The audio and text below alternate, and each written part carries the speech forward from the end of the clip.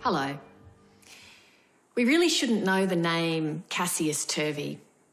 He was just 15 when he died after an attack on his way home from school. The community was enraged, but his mother Michelle chose to respond in a very different way. This is very strange for me because I don't get dressed up for Halloween whatsoever. Wish I had long hair. But today is 1 year to the date where we had the vigil for Cassius, and we decided to choose this date because it was Cassius' favourite day, Halloween, to have the unveiling of a special memorial.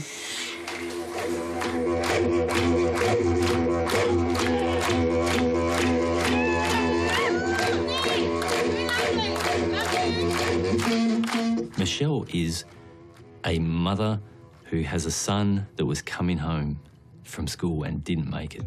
If that doesn't touch people's hearts, I don't know what would. Momentum for change is rippling through the nation tonight, with emotional rallies held to remember Perth teenager Cassius Turvey. The 15-year-old Yamachinunga boy died last month after allegedly being beaten. This was a teenager in his school uniform in broad daylight. People think that we're getting better. What kind of backwater are we living in? There's been a massive show of anger and grief as communities right across the country call for change. This is Australia's George Floyd moment. It could have went horribly wrong because there was the anger, there was the hurt, there was the frustration. They all wanted to start a war about all this. Michelle just wanted peace. Come together. See, I've got an issue with anger because anger will it'll manifest in your heart to a point where you hate everyone and everything. How you been? Yeah, I'm right. But I don't think we have to fight with people so much because they just go, whoa, I don't want to hear it. And there's no point talking from that point because the ears are closed, all the walls go up. You know, it's so powerful for little ones to learn their culture. Thank you. I don't know how she does it. Sometimes I think if I put myself in her shoes, I think the grief would have just been too much, but she's on a mission. As Cass used to say, Mama's on a mission. Mama's on a mission, so you can't stop her. Wow, that's beautiful. When I'm passionate about something, I'm like a little fox terrier. I won't let go of it. This is probably her biggest mission, is her legacy for her baby. That drives her every day. 15.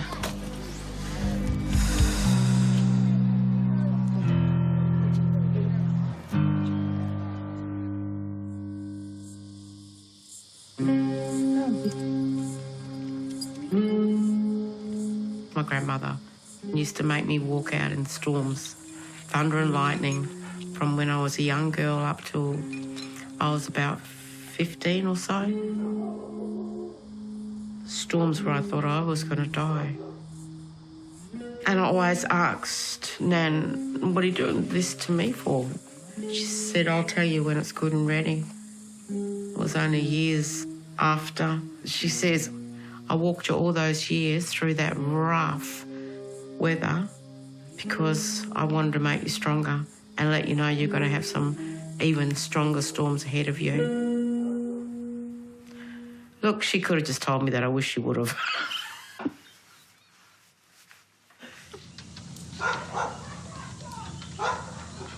Hey, what do you reckon? Did you not iron it? No, but the dryer's got this ironing function. Our grandmother and mother have been through a lot, which have made them very strong women. That's been handed down to my sister. Both of my grandparents were taken away from their parents, put on missions, and later they went to a reserve to live. together. She was ironing when she was young, but then the iron got too hot, so she turned it off and kept ironing. I've always been clean and tidy and things like that. That came from my mother because her mother had to be clean all the time just to keep authorities away from coming and stealing my mother. I met my husband at Alaba Grove. That's an old settlement for Aboriginal people. He's a white man. He's not Aboriginal or anything, he's white. His father said to him, don't marry her, she won't look after your kids and she'll just be a drunk. Mum was always worried about bad stories getting out, that she couldn't look after her children or that she was different in any way to a white mother bringing up children. I don't ever remember being told that we were Aboriginal, you know, and there was no culture. I've always felt that I've grown up in two worlds, having a black mother and a white father. And because my skin isn't as dark as other Aboriginal people, that created a bit of an identity crisis for me as well. I kind of felt like I was sitting on a big fence. Yeah, you're still mum's big baby. Big baby. How much did I weigh? 9'5", I think it was. Yeah. Michelle clashed with Dad because Dad had a lot of rules, and when she was a teenager and she rebelled. And I'd get in trouble if things weren't done in the proper way. So at 15, I went and stayed with an Aboriginal family. I never returned back home. Oh, God, she was young. Too young. Should have been still at home. She had a mind of her own. She'd do what she wanted to do, and you couldn't stop her. I could only try my best to bring her up the right way, can't I? And I'm still trying. My three sons all have different fathers. After having the two eldest sons, I was quite over men and relationships, and I was quite happy with just my two boys. But along came Sam from my past, and he was different. We had been old flames 14 years prior. Yeah, he struck gold when he got my daughter. I think she did too. She was happy. She deserved it because she's been out with quite a few men and that. And he was good to her. Yeah, that's a lovely one with Troy. Cassius was born on the 5th September 2007. And that hair, eh? It was Sam's first child. Yeah, very, very proud moment. Very proud. That is so funny. Cassius was always a special child. He filled a room with his personality and with his smile. Even without speaking, he just filled a room. His laugh was the first thing you could hear before anything. I can still, even now, remember his laugh. His laugh was just so loud, it would just carry on to the point, you know, buckling over and, you know, your rib cage going silly there.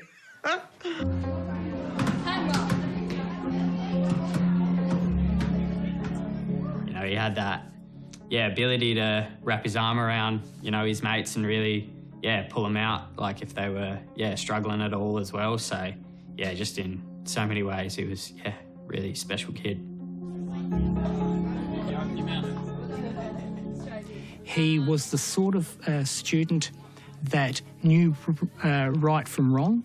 He would make sure that his friends followed the rules, and in fact many staff would often say that they wish they could have a classroom full of Cassiuses. Even if people were in trouble, you know, like skipping class, anything like that, he would try to get them out, set them straight.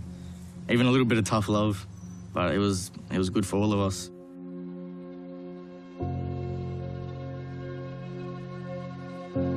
Cassius was 13 when my husband Sam got diagnosed with cancer.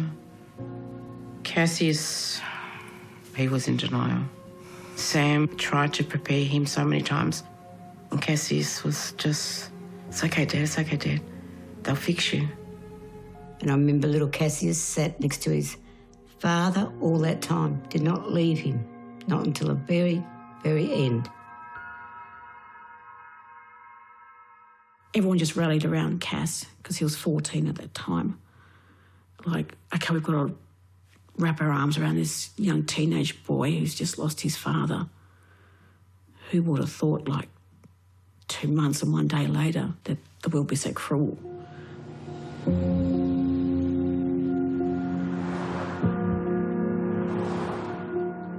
Thursday, 13th of October, was just an ordinary day for Cassius. He would have gone home as per normal, and he always walked with friends. And they were very keen to go home and to socialise and to have fun. On that day, I knew Cassius was going down to the Midland shops with a friend after school and then come back home. So I thought I'd go and get my hair done. And during that, I was getting a lot of private phone calls and I didn't answer them. Then I got a phone call from one of Cassius' friends' mother, and she told me that Cassius had been hurt and he had been taken to hospital. A teenage boy is fighting for his life after his Cassius Turvey was walking home from school with a friend when a car full of strangers pulled up next to the teens, accusing Police allege them one of the of occupants smashing... got out and chased them before assaulting Cassius with a metal pole. Because he couldn't run as fast as the others, you know, he's the one that got caught. It just... gutting. Gutting. Very, very sad. A child in his uniform coming home from school,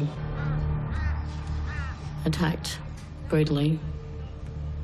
Anybody's child, whether you're black, white or brown, should be able to be safe in this community. On that particular day, he was not safe.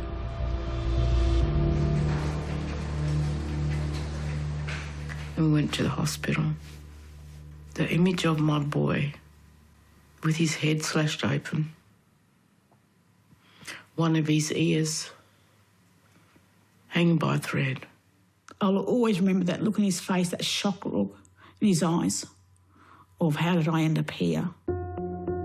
They got some CAT scans done and showed he had 2 huge bleeds on the brain.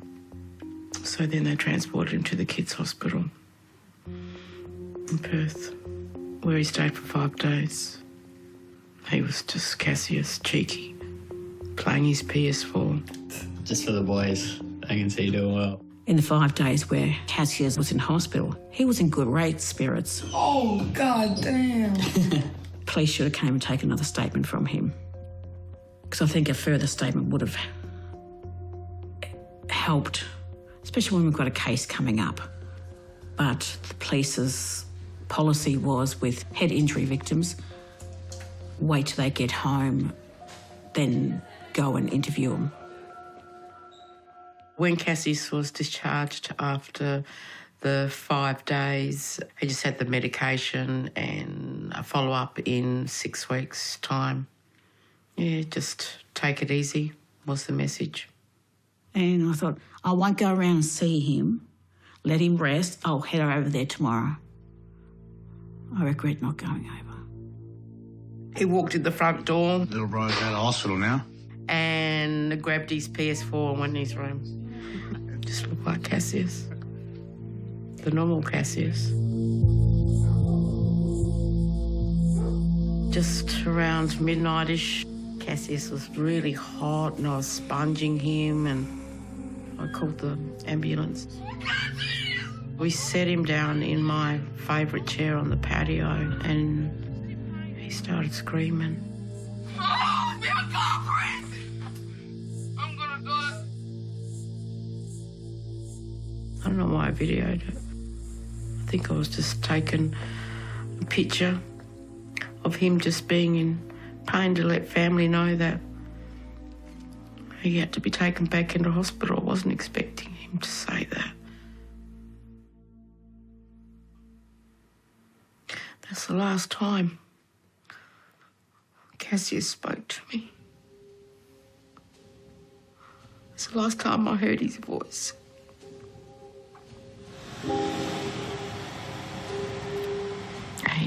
had a really long seizure.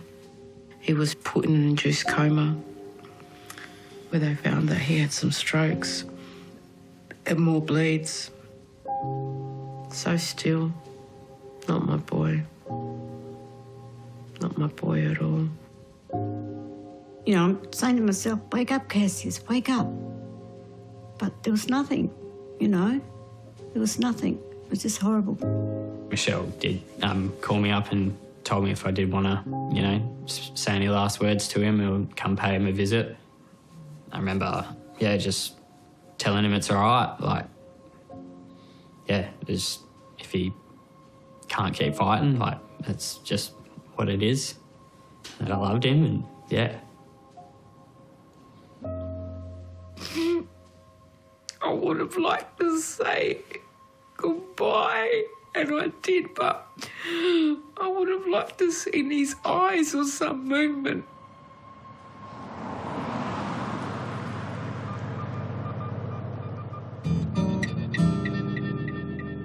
Some of Cassie's friends were there when it happened, and when Cassius was taken away to the hospital, the young boys that were there and seen everything, they were just left there. Yeah, everyone drove off. So the boys jumped on the bus, traumatised, left alone. My son was there when it happened, and I was really disappointed in the police. You know, these are kids that something's happened to, and then to let them catch the bus home after all of that, after being scared, I just feel like they did see them as Aboriginal kids, that they're just run amok kids, and you feel like that's how they got looked at. When Steve Cleal from the homicide squad first came out to see me, he didn't know that my husband had died and was buried 3 weeks prior. And I was so angry, I hammered him in anger about the kids being left there on the day Cassius was hurt.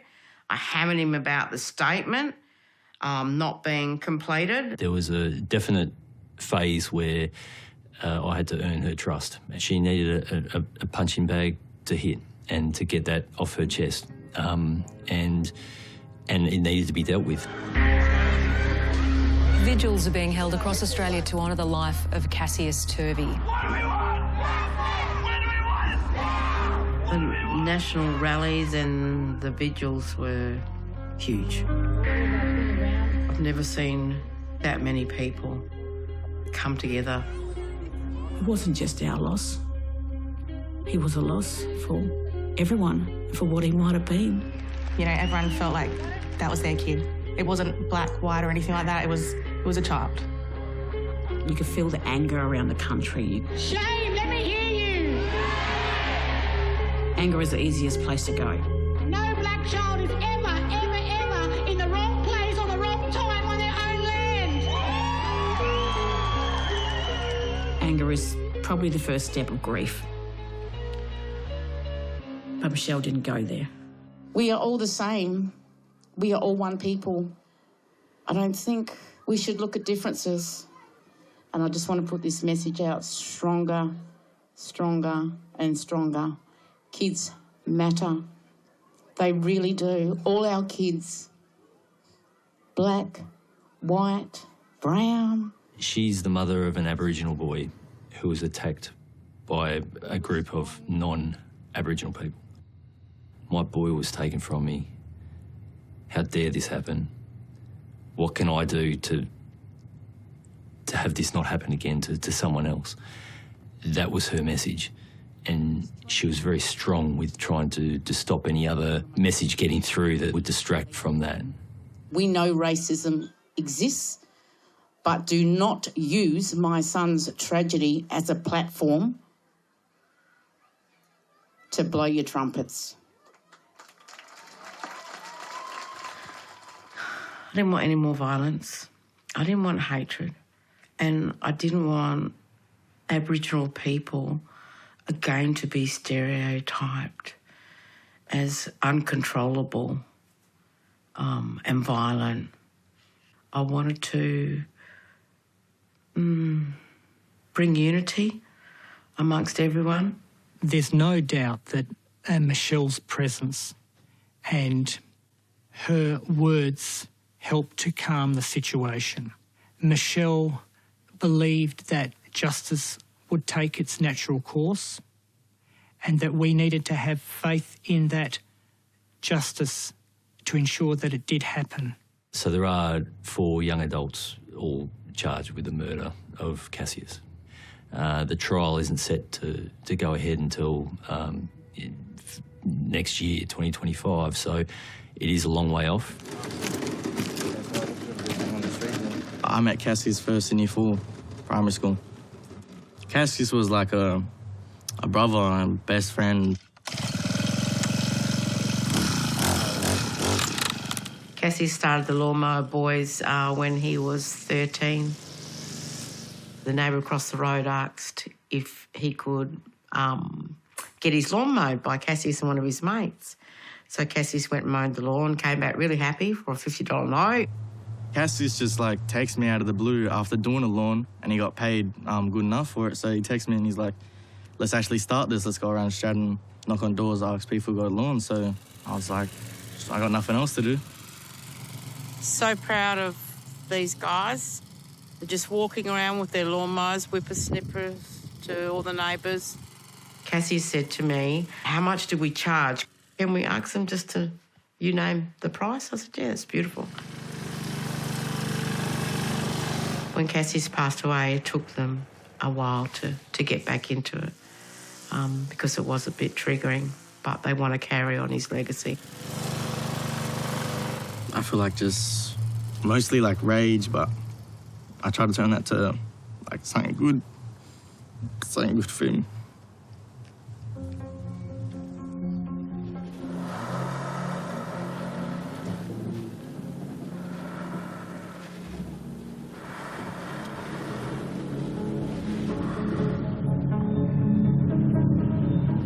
This will be, as far as I know, the last court hearing for the actual trial in the beginning of 2025. So people might not understand why I want to go to court, why I want to see their faces, why can't I wait later, why would I put myself through that? But it's all about processing and not avoiding things. The way this investigation has gone, I've gotten to know Michelle and her family very well. Oh, you look very handsome today. Like he's in black.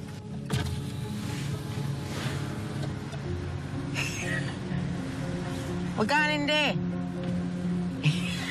Hey, my brother. Steve's always looking out for me. He will call me to check on me. He always keeps me informed of court procedures, what I may hear or what I may not hear. He takes me to every court hearing.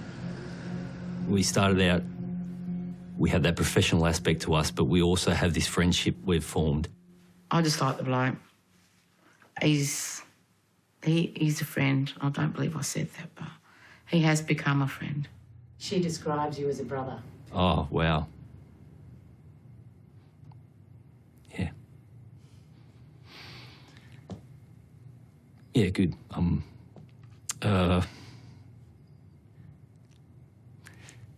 Someone that's been through that kind of grief, you know, to have someone have difficult conversations with her. Just give us one thing. Yeah, sure. Good policing means caring and recognising you're dealing with people. I can't give you the exact tools on the best ways to work with victims of crime or trauma, but I can give you a few tips. The police commissioner, he approached me a couple of months after Cassius passed away, and he said, I want my force to be more empathetic and to realise they're dealing with actual people. Would you be able to put something together and develop a program and present it to new recruits? My aim is to stamp out RoboCop attitudes.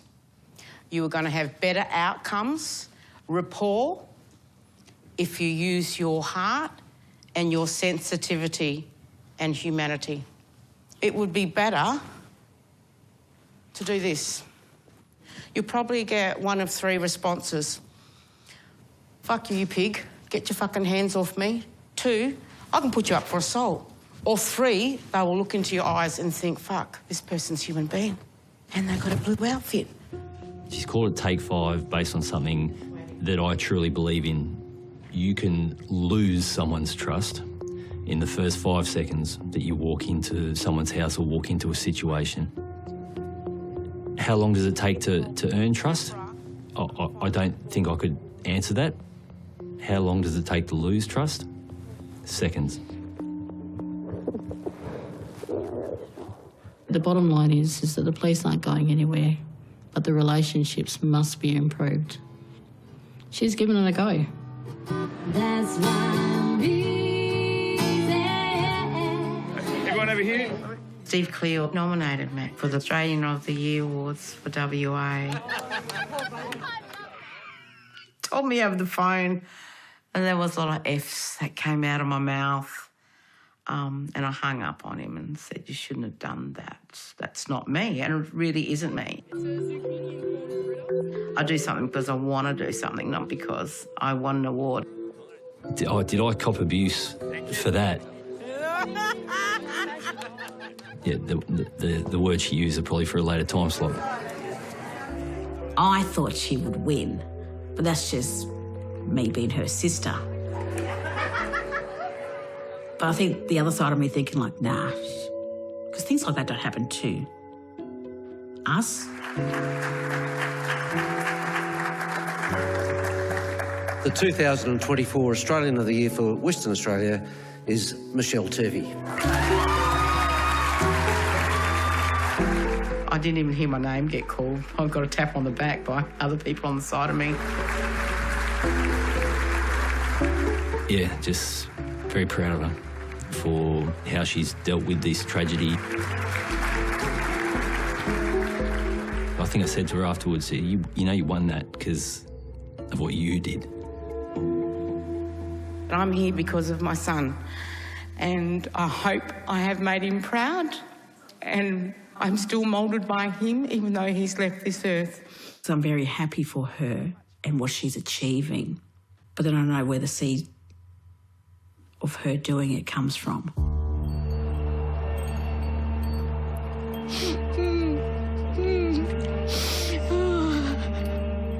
This country should not know the name Cassius Turvey.